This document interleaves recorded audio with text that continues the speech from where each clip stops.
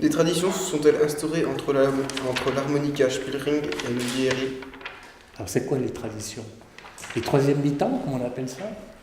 Parce que vous voyez, moi je me rappelle évidemment de rencontres tous les ans, presque, quand j'étais président, presque tous les ans, avec des concerts en commun, avec des repas en commun, donc ça c'est des traditions.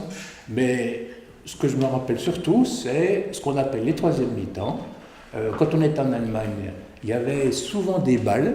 Hein. Alors bon, je ne sais pas ce que vous mettez, vous, dans votre tête de jeune de maintenant derrière les balles, mais en Allemagne, c'est très correct, avec de la musique très classique, des pas de danse qui sont toujours les mêmes, que vous ne savez certainement pas d'ailleurs danser, puisque maintenant c'est plus tout à fait la même chose.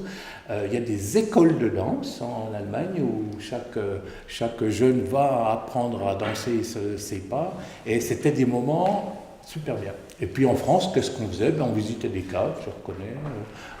On a été voir les chutes du Doubs, dans des moments magnifiques sur le bateau pour ceux d'entre vous qui sont déjà allés. Voilà, donc ces souvenirs-là, oui, c'est presque oui, une bonne tradition. Oui, c'était pas seulement faire de la musique, c'était aussi balader ensemble, ce qui donnait lieu à pas mal d'échanges, évidemment.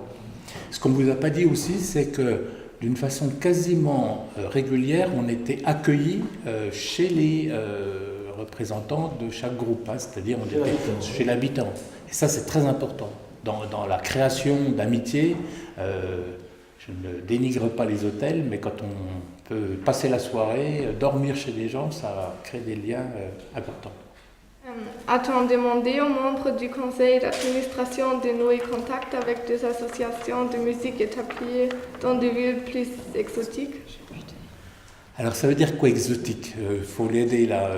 Qui c'est qui a rédigé la question? Exotique pour vous c'est quoi? Le Luxembourg c'est vachement exotique. Pour nous exotique, c'est la Chine ou bien c'est la Chine ou bien le Brésil, hein, nous exotique.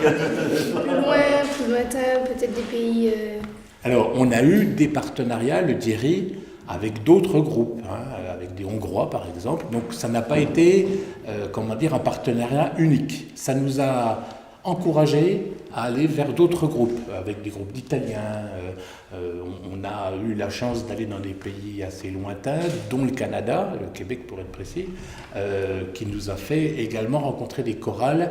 Mais la réalité d'amitié avec le Luxembourg ne s'est jamais cassée.